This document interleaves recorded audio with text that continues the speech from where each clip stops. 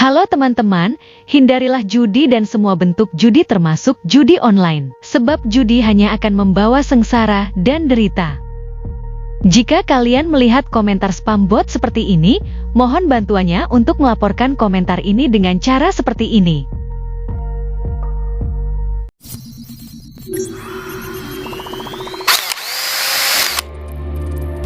Assalamualaikum warahmatullahi wabarakatuh. Selamat datang kembali di Rio Hotspot Channel. Nah, Pak Eri ini melihat bahwa kondisi pemain kita yang seperti ini, dicarilah pemain yang dianggap abangannya para pemain-pemain kita ini. Nah, dipilihlah Patrick Kluivert yang dianggap bisa mengelola dan bisa menganyomi, dan kalau dia perintah itu pasti kayak kita di wartawan, abangan bang, siap bang.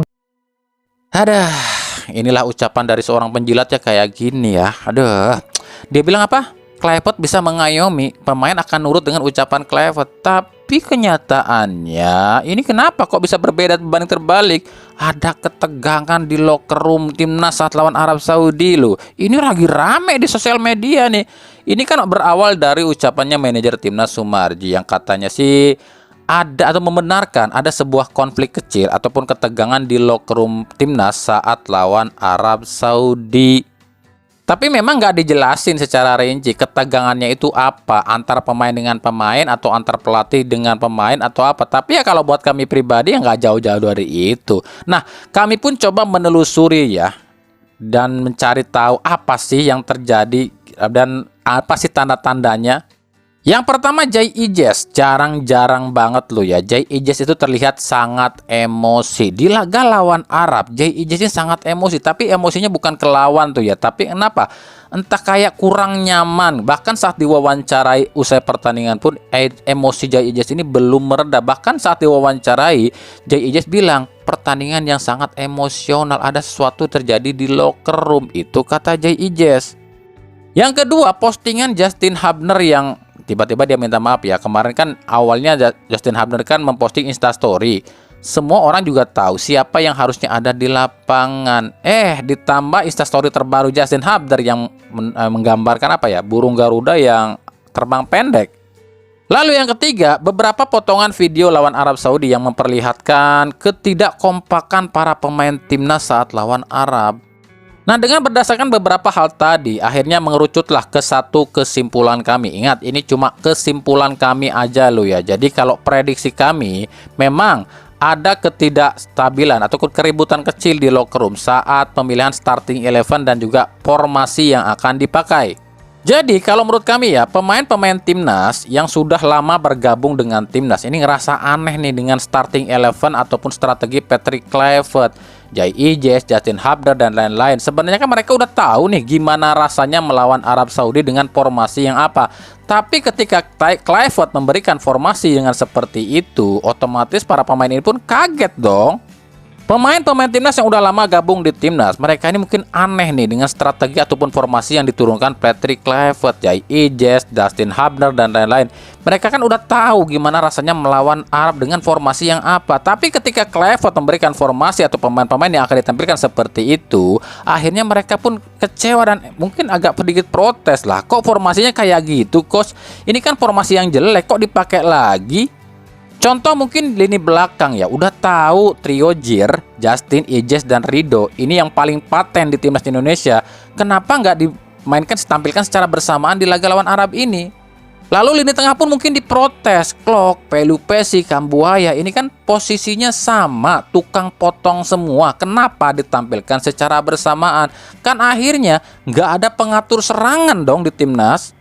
Kemudian lini depan pun aneh, dan ini buat para pemain juga aneh. Miliano, Ragnar, Beckham ditampilkan secara bersamaan. Tiga pemain ini posisi aslinya semuanya adalah winger semua. Lah kalau gitu strikernya mana? Makanya strategi atau formasi yang aneh inilah yang mungkin diprotes oleh para pemain yang akan berlaga lawan Arab kemarin. Akhirnya timbullah sebuah ketegangan di locker room. Nah, pertanyaannya adalah apakah strategi seperti ini murni keinginan Patrick Kluivert atau ada seseorang yang memaksa Patrick Kluivert pakai strategi seperti ini? Tapi siapa dan demi apa dia memaksa Kluivert untuk memasang strategi seperti ini? Apakah demi menyetarakan formasi 4 back sejajar atau mungkin ada tekanan dari Bandar Judoy di balik ini semua? Dan lucunya lagi, udah tahu ada konflik di internal di locker room, kok nggak pada rame ya? Tapi kenapa saat Sintayong ada konflik di internal di locker room, itu Esko sibuk pada podcast sana sini. Jadi ya mungkin sama ya, ketika ada konflik saat eranya Sintayong di locker room, ini pun mungkin saja ada intervensi dari pihak-pihak tertentu pada Sintayong. Sintayong dipaksa harus pakai formasi yang aneh. Dan Sintayong pun harus mengikuti, harus nurut. Akhirnya ya karena Sintayong kesel gitu kan diperintah ataupun diintervensi kayak gini, ya udah biarin acak-acakan aja gitu kali ya. Nah, bedanya saat Kluivert sama mungkin ada yang intervensi juga, tapi Kluivertnya iya mau katanya gitu. Tujuannya apa? Entah itu kami nggak tahu ya, entah itu federasi yang maksa ataupun Bandar Judo yang maksa. Akhirnya apa? Pemainnya yang emosi, akhirnya mainnya dibikin acak-acakan. Makanya sering banget kami bilang, ketika sepak bola dipenuhi, disusupi, dipadati dengan yang namanya politik, ya inilah hasilnya. Karena gini deh, secara logika, di belahan dunia manapun, ada nggak sebuah federasi ikut campur urusan formasinya pelatih? Kalau soal formasi itu sebenarnya kan terserah pelatih, mau dia pakai 4-3-3 kek, mau dia pakai 4-4-2 kek, mau pakai 3-5-2 dan lain-lain, itu urusan pelatih. Lah kenapa PSSI ikut campur harus pakai 4 back sejajar? Di sini aja kalian harusnya udah paham ada hal-hal lain nih. Hal-hal lain itu apa ya, kami pun nggak tahu. Tapi yang paling kelihatan buat kami gitu loh. Demi apa? Demi menghilangkan stigma ataupun aura dari ketum PSSI sebelumnya, yakni Iwan Bule. Semua yang berbau Iwan Bule itu harus dilenyapkan, termasuk strategi dan formasi. Kenapa demikian? Kalau Patrick Kluivert pakai formasi 3-4-1-2, ini kan biasa banget dipakai Sintayong ataupun Alex Pastor. Kalau Indonesia menang pakai strategi 3-4-1-2, maka yang akan dipuji oleh netizen bukan Patrick Kluivertnya, tapi formasi Sintayongnya. Sementara Sintayong siapa yang rekrut? Iwan Bule. Politik itu kejam, Jenderal.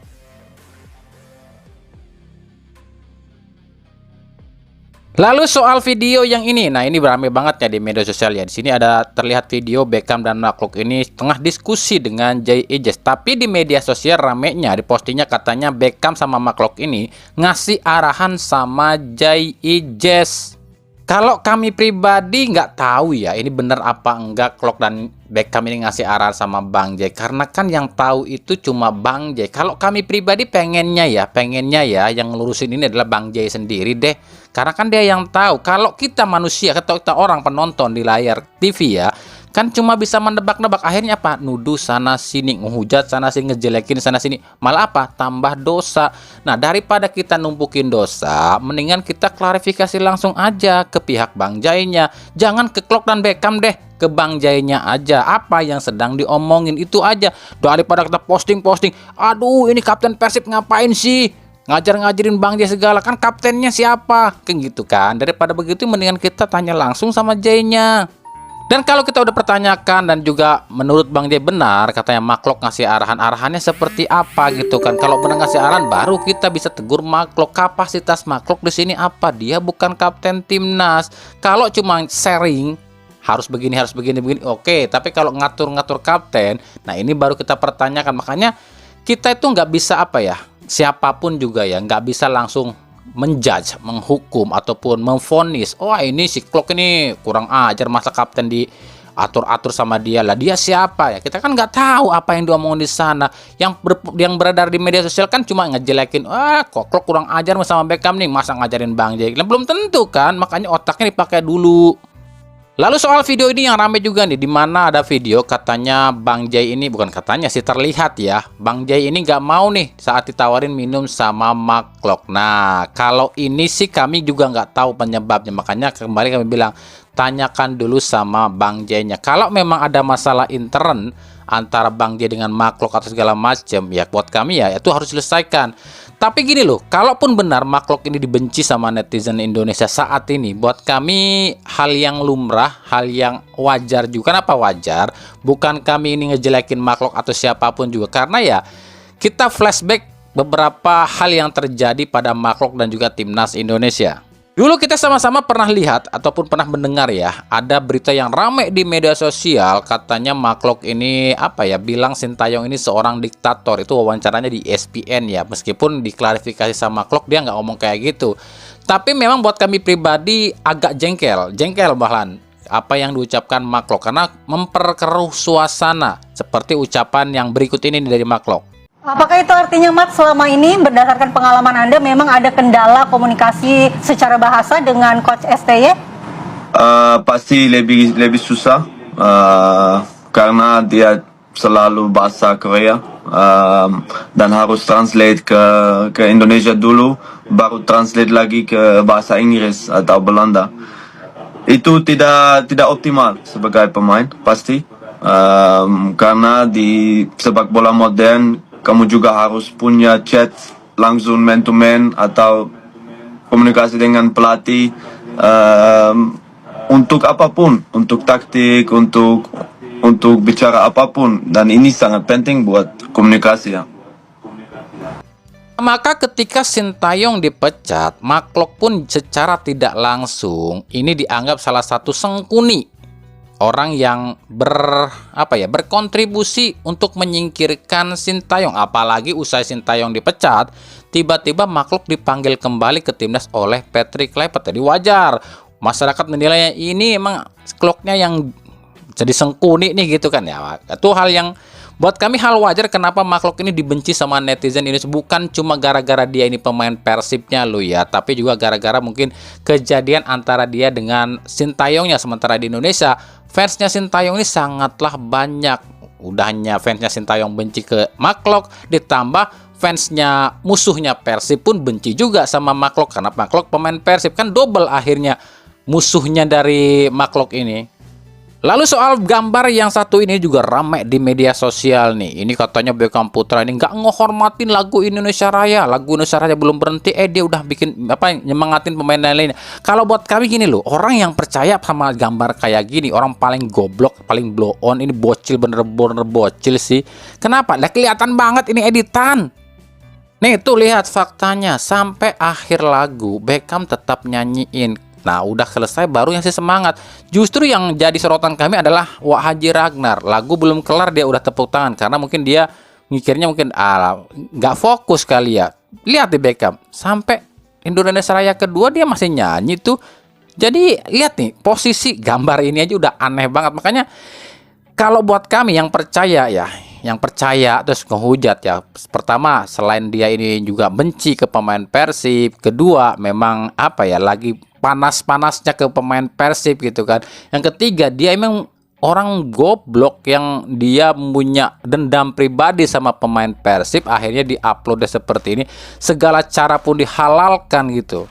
Nah untuk kasus yang ketiga ini kalau Beckham Putra mau melaporkan si pelakunya ke polisi, ini sangat bisa ya. Kenapa demikian? Ini urusannya udah disangkanya Beckham ini menghina lagu kebangsaan loh, padahal dia enggak loh ya. Ini pencemaran nama baik yang benar-benar fatal loh. Ini bisa-bisa dituntut penjara berapa tahun ya? 9 tahun ya. Nah itu hati-hati loh yang begini nih. Ini urusannya udah lagu nasional nih. Kalau urusan begini, kalau buat kami pribadi ini bukan hal yang main-main. Kelihatannya sepele mengedit gambar seperti ini, tapi resikonya gede.